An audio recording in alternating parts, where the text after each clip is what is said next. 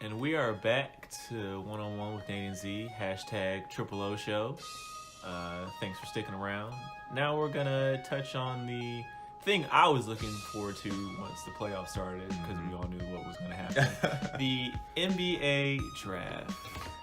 And so, and what a draft it has been. A lot of good players this year. Yes. I just gotta mention one thing, because this was too funny to me. You know, I like to watch First Take from time to time. Okay. And so Max Kellerman and Stephen A were having their debates as usual, and Max Kellerman said that he would take Wendell Carter Jr. over DeAndre Ayton. Which He did. I can back him up there. He actually said this. Which I understand. The point he was trying to make was that you have guys that have a solid college season, and sometimes they may turn out to be a better prospect than a guy who had, you know, just amazing potential and had the flashy plays. So his example that he was trying to use was Jason Tatum last year at Duke versus, you know, a guy like Lonzo Ball or even Markelle Fultz. Because, you know, Jason Tatum, as good as the season he had at Duke, we didn't see that coming. Yeah. So with that being said, he was saying, oh, I would take Wendell Carter Jr. over DeAndre Ayton, which Stephen A. Smith prompted him with, so you're telling me if you had the number one overall pick, you would take Wendell Carter. And Max Kellerman just looked into the camera. The most dead face on. And he said, yep. And Stephen A. Smith just looked at him like, I can't believe Let's you go ahead and right end now. the show. Yeah. Right, let's go. Like, you don't even believe what you just Right. said. But that, I just had to throw that in, and that was hilarious. But as we know, DeAndre Ayton, number one, I think we all figure that. Yeah, I think the only players that could have possibly challenged him at one could have been Doncic or Bagley. But for the most part, I think Ayton is a great number one pick. You know, in this case, I think he has a lot of fundamental skills that'll translate very quickly. And obviously the athleticism is just something that teams will, you know, always be looking for, something you can't teach. But did you have any particular thoughts about him during the regular season? I was very impressed with him during, you know, the regular season for college. His body, he just reminds me of David Robinson so much. Almost a complete clone. Yeah, and he's such a beast. However, once I went back and looked at the footage after the season, he is awful on defense. Okay. Like, it looks like he doesn't understand the schemes. You know, his positioning is off. He's not quite sure how to use his length, which, you know, with time, you know, with the right coaches, you can learn that. But it was really baffling to watch this footage and just see, like, you're the number one pick. Really? You know, you've got all this potential, and you're still learning the game. But yeah, I mean, and that, like you said, I think that'll come with his potential upside. He seems like a pretty responsive type of player. So I don't see him having much issues with perhaps, you know, learning the NBA game a bit quicker.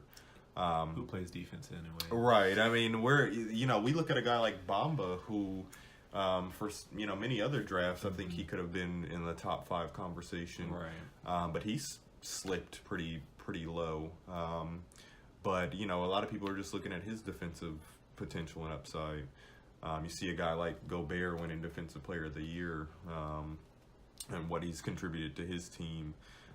It's all a matter of what's a good fit. So. Right. Speaking of fit, so we've got Bamba in Orlando, where you've already got Vucevic, Bismack Biyombo. I think they took Jonathan Isaac last year. Yeah. And then also Bagley in Sacramento, where you've got Cauley Stein, Harry Giles, Scal. They're talented players, but... Look, when it comes to the draft, I don't see many, unless you are an immediate impact player, teams are always looking for, I believe, year 2. And what they fit into year 2 is who's on the way out. Now, historically, we've seen with Sacramento, for example, they picked 4 guards in a row or something like that. Yeah. So bad franchises are bad franchises, but that goes back to another point. I don't think we want to go too deep into it, but so much of what a player is experiencing and developing is actually a matter of circumstance. If a guy is brought in who maybe has an inch more potential, they'll just discard you like yesterday's newspaper. Exactly. Which for a guy, some guys like Giles or even Cauley Stein, who I think could still come along pretty well, that throws their career into a completely different direction. But it's Sacramento, so. But it's Sacramento, so you probably don't want to have a long career there anyway. But yeah, did you have any favorites come out of this draft? Any guys that you're looking at? So, my number one favorite is Trae Young because Okay.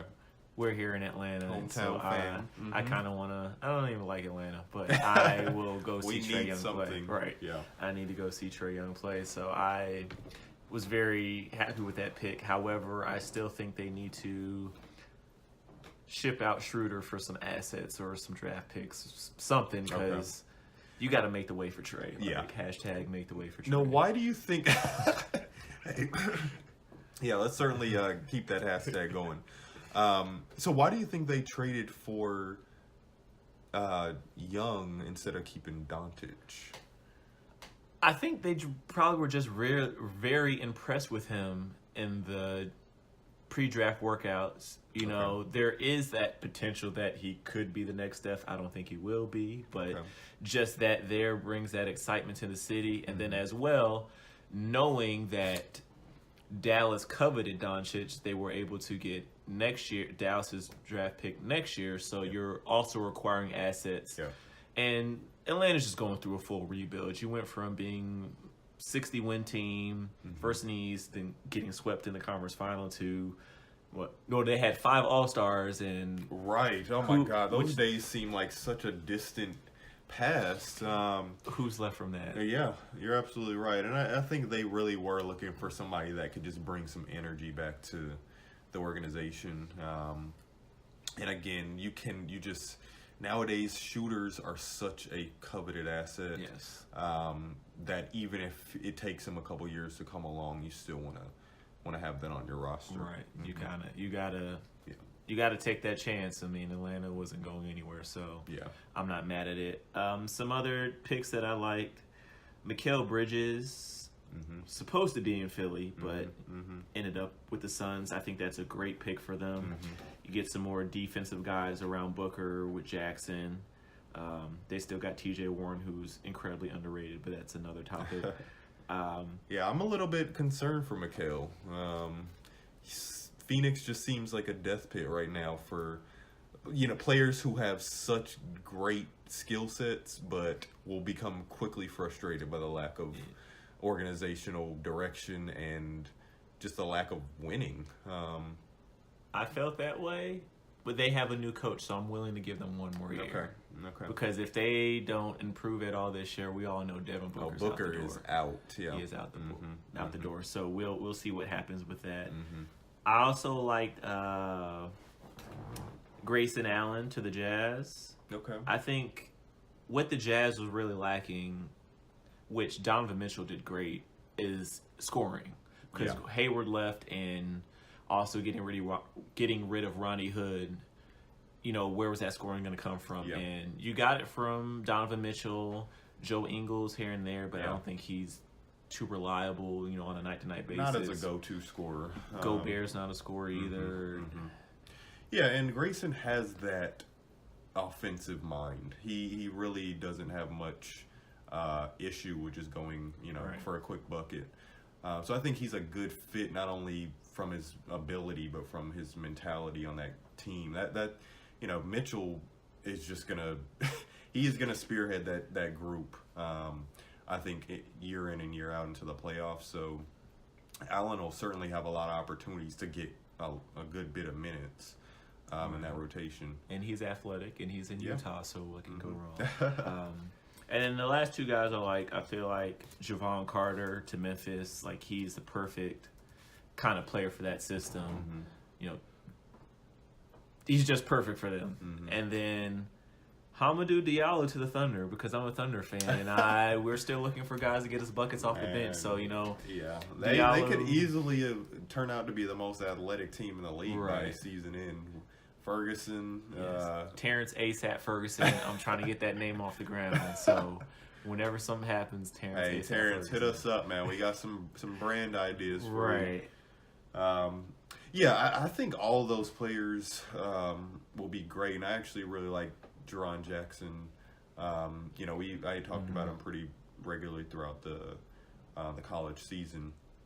But my actually favorite pick is Marvin Bagley III. Explain. Yeah, Bagley to me fits the NBA mold today for a versatile forward.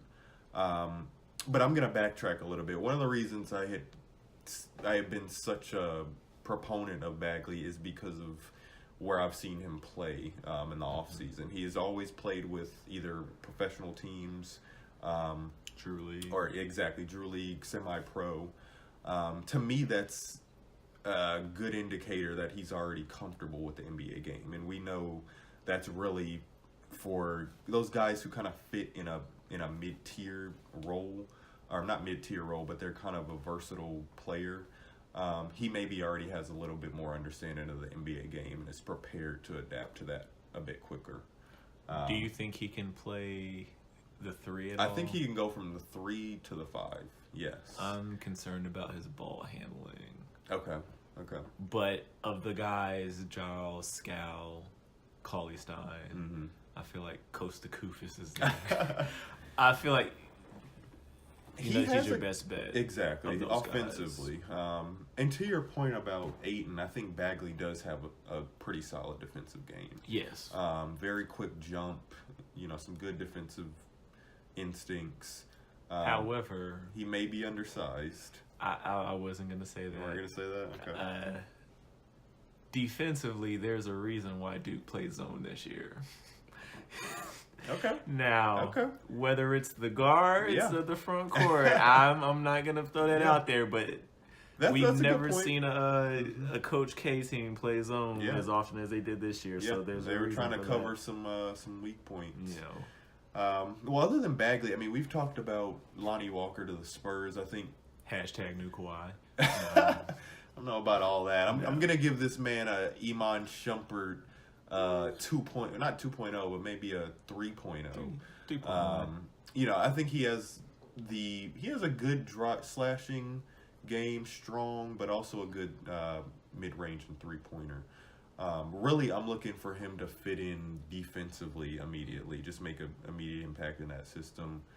And based on some of the interviews I've seen him in, he seems to have a really good head on his shoulders, a Popovich type of guy. Right, great organization for him to go to. I'm all for a Murray Walker backcourt, even though he shot 4 for 20 last night. But hey, it's summer league, it's first game. It's Popovich isn't next to you telling you what you need to be doing. It's the curse of the Elfrid Payton here. Yeah, that may get cut by the end of the season, depending.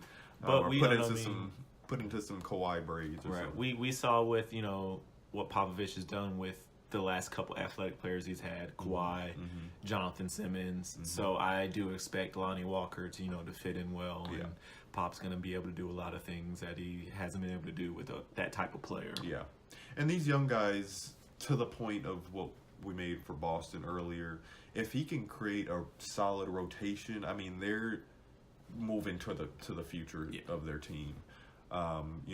Losing Kawhi is going to be a huge loss for the upcoming season, if that happens. But I think they're at least one of those teams that's always looking to prime themselves for another good run. Definitely. My last player, which I'm just keeping on my radar, and we've talked about him before, is Kevin Knox to the Knicks. He's such a versatile player. He really, at the college level, showed me some solid ball handling, good stretch 3-4 guy, but he seems like he's not a high demand or ego type guy. He could fit right along Porzingis. Whenever he Cantor. comes back. Yeah, exactly. And just give them some quality garbage type buckets. Right. I'm definitely intrigued by Kevin Knox on New York. Now, we've got Tim Hardaway Jr. And you know they just signed my guy Mario Hezonja, so where the shots gonna come from for Knox? Really? Yes. I did not know Hezonja is on the Knicks now. I Wow. love it. I really like Hezonja, and I won't Yes. talk about him too much. I don't think he got the respect that he deserved in Orlando.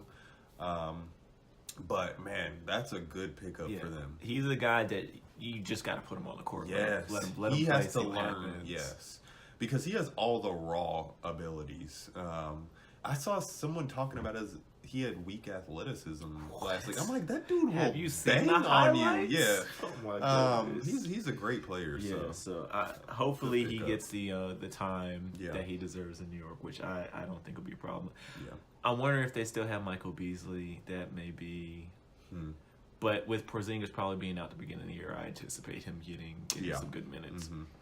Yeah, I got to look back at that Knicks roster now Yeah. to see who they have. Trey Burke Trey is Burke is tomorrow just at the end of the Trey year, Burke is but my guy.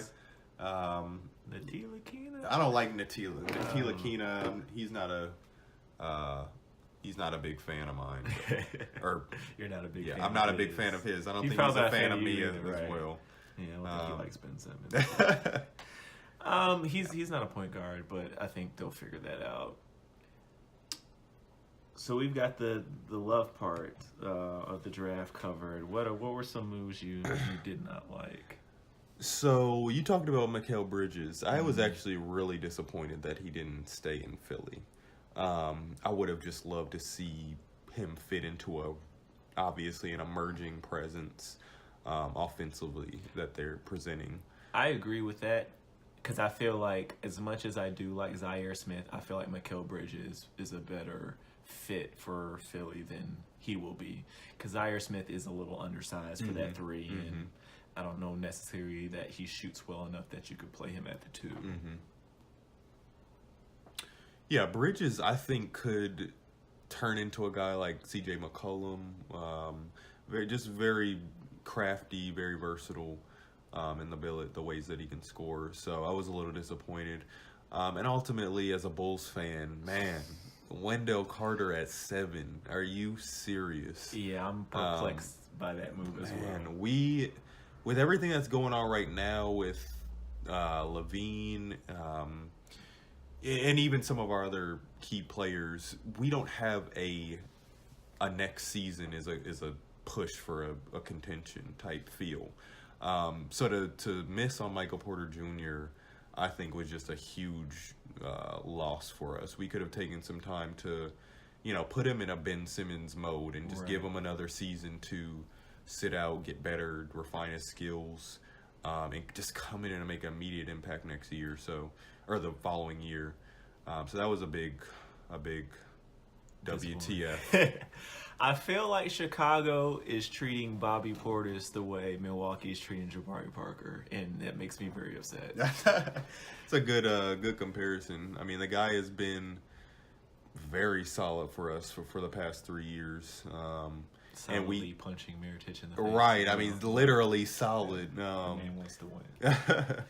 But yeah, I think it goes back to our management. There's no direction that's been given. How we're going to structure our offense, who's going to be those, really the focal point. It's just been a bunch of clustered guys going out there to try to win some games. Denzel Valentine. Yeah, are you serious, man? I like they got Justin Holiday, right? We do have Justin. I like yes. Justin. I mean, he's not a starting two, but I like him as an NBA player. And that's the thing. I think we have a lot of assets right now that aren't being developed the right way, and they're not being utilized. So we're just going to end up losing them. But Carter is a solid player. I think he will be an impactful guy. He kind of reminds me of a poor man's Al Horford if he had a better shot. So I'm not disappointed that it was him. I just would have preferred Porter. But Max Kellerman had him number on his board, so That's what I'm saying. You guys have got a sleeper right there. We got the number one pick, man. So if not him, you did say Michael Porter Jr. Who else would you have liked to see them take as opposed to Wendell Carter? That's a great question. I think we need to anticipate losing Levine. What we've done in managing him thus far, his injuries still could be a concern. So I would have liked to pursue some scoring. Sexton was available at 8, but I certainly wouldn't place all my bets on him. Mm-hmm. It's a tough call. I think had Bulls not taken Porter, then their second pick would have been Carter. Yeah. He just seems to fit our mold right now. So I don't know. I'd have to dig a bit deeper back into the draft to see who would have been a good fit, but. Speaking of Michael Porter, I was very, very disappointed the Sixers did not take him. I mean, the fact that he was injured, you just falls into the trust the process. I feel like you have that time because a lot of people are saying, maybe in 3 to 5 years he could be the best player in the draft. I feel like you have the time to wait because you have Simmons and Embiid playing well right now, along with. Covington, Fultz might, be that guy coming in the season. So just that potential to have those guys, I was extreme. And then the fact that Jerry Colangelo got fired the week before, I'm like, you're just setting it up. You gotta take him. Perfect. Yep. You gotta take him. Yeah, it's confusing. I mean, there's 7 picks after the Bulls, 6 other picks after the Bulls before Porter was picked up. And we have a lot of teams that are in a rebuilding stage, so it is a bit concerning. The only thing that's perhaps an indicator is that his health report was just beyond manageable or something. Yeah. But hey, again, I think we're going to talk about the sleepers of the draft in just a moment. I think he could definitely still be the biggest sleeper. That'll end up paying off. I'm just worried that they're going to try to turn him into Trey Lyles, and he's much better than that. Yeah. But to piggyback on the other pick, when the Cavs took Colin, I knew LeBron was gone. Like, having seen Colin Sexton play in person, I think he's a fantastic player. He's a talent. I just don't think he's a lottery pick. Okay. So once he's not a point guard, we know this. Yeah. He's athletic, but he doesn't have NBA athleticism, in my opinion. Like he's not gonna be running down the lane dunking on people like Russell Westbrook. I think when he runs into a guy like Patrick Beverly, he's gonna see he'll have some trouble. The tenacity that you had in high school and college is not gonna cut it. Like you're in a whole different game now, and you're. Essentially, maybe he's going to be like a guy like Marcus Smart where you were so talented offensively, at the high school and college level, and then you get that reality check in the NBA, like, I've got to find something else I do well because I'm not a Kyrie. Like, I can't score on that level. So that... And he'll still have some offensive opportunities, and some of those, like you said, Smart has changed his game into perhaps more of a three-point shooting excuse me. A 3-D guy without the 3. Right. But yeah, I'm wondering if Cleveland sees Sexton as perhaps more of the face of the franchise from his personality as they transition away from LeBron. Maybe he can bring some of that young bull energy back to the city because they are going to be so deflated. Yeah, he's very eccentric.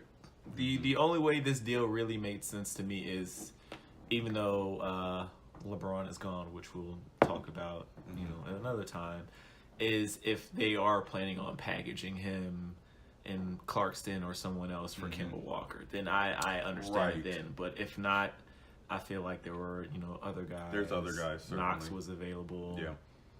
Yeah. I honestly, as much as I love Trae Young, I felt like Gilgeous-Alexander should have been the first guard off the board. Really? But okay. Also, with that being said, that was a WTF pick for me. Both of those Clippers picks, because you took Gilgeous-Alexander, who I love. I felt like he was so composed over the college season. Like he really was, yeah.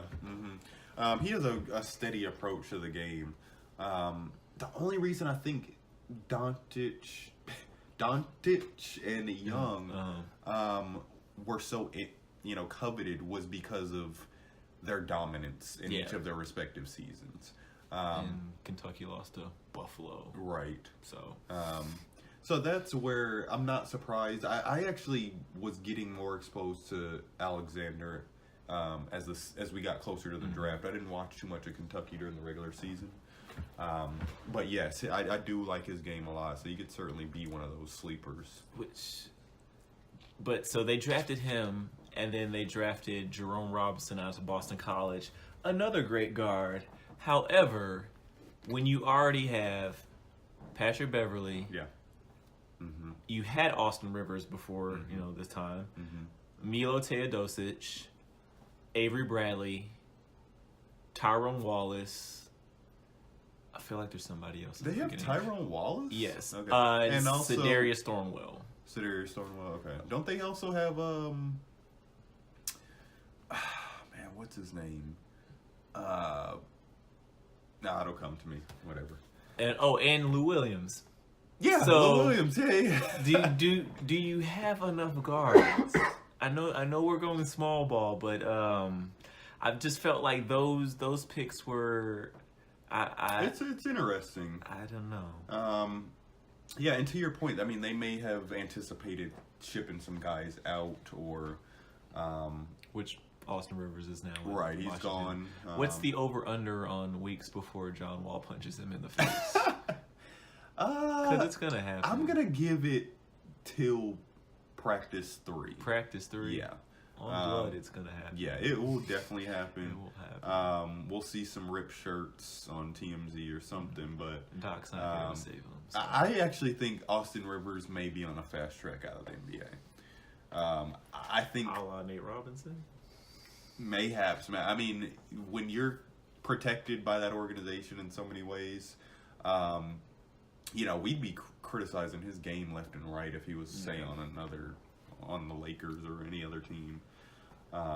I think he gets an unfair shot. I think he's definitely talented enough to be an NBA player, but maybe the arrogance that comes with his game is really what turns people off. But and he really never developed into a point guard. He's still that in between guy. Yeah. Which that's very hard to maintain in the league. You've got to find a role for that. Yeah. Okay. Were there any other picks you didn't like? No. I mean, for the most part, after. And you know me, I usually check out after maybe the 25th pick. I tend to turn something else on. However, 1 through the lottery was pretty accurate beyond the Carter pick. I thought that reflected as I kind of expected.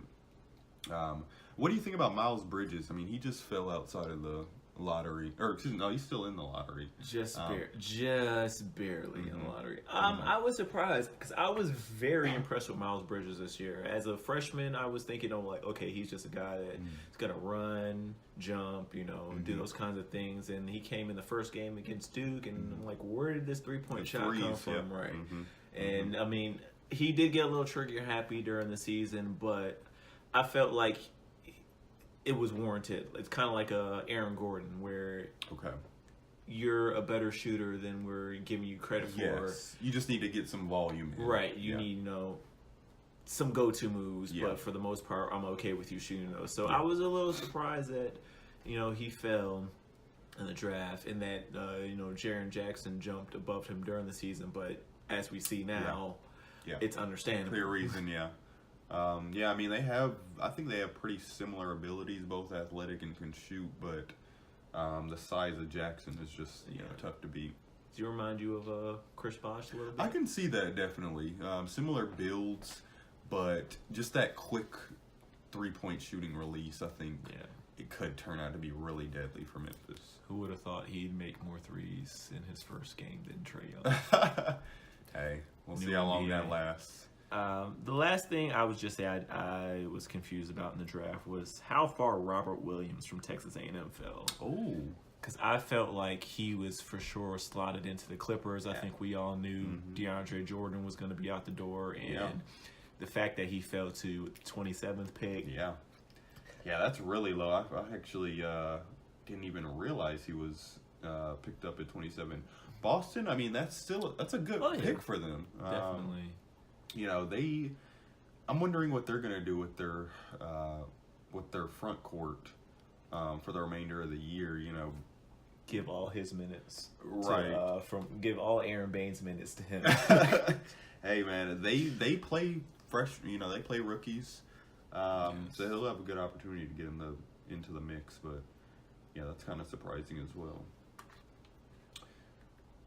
I actually had Gary Trent Jr. as one of my sleepers. He went 37 to Portland. You know, him fitting behind a guy like Lillard and McCollum. If they're still there. Right. Well, yeah, we'll talk about that eventually.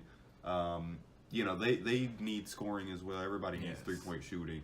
And from what I saw at Duke this year, he was one of their more consistent players. So I think he falls into kind of like a Allen Crabbe replacement. Sure, I can see that. They definitely need that scoring off the bench. Yeah. And he doesn't have great size, but I think it's versatile enough. I mean, it's better than, because you currently have Shabazz, who I love because I'm from Connecticut. But you have Shabazz, 35-year-old high schooler, right? You've got Shabazz Napier and Seth Curry off your bench as your guards. Who, you know, they're serviceable guys, but they're a little undersized. So having a guy like Gary Trent come in, and anytime you can have a guy take away from Evan Turner's minutes, I think that's a plus. So, man, yeah, the more he can, piss people off on the floor, or the less he can do that, the better. Yeah, I think that's what we were going to cover for the draft.